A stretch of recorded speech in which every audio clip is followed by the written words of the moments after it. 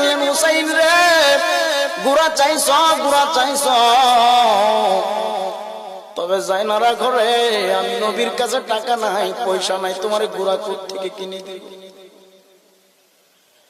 হুসাইন ডাক দিয়া বলি, ইয়া রাসূলুল্লাহ, না না ভাই, যদিও আপনার কাছে টাকা নাই গো, আপনি নবীরে আমার আল্লাহ গোটা জগতের রাহমাতুল লিল আলামিন বানাইছে।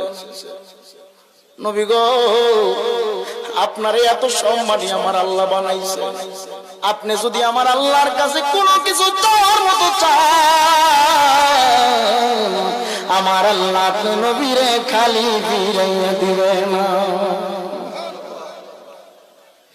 আমার নবী ডাক দিয়ে বললেন, হুসাইন রে, তুমি বলো দেখি, তোমার গোড়া যদি, তোমারে যদি গোড়া দেই, তোমার গোড়ার রশিটা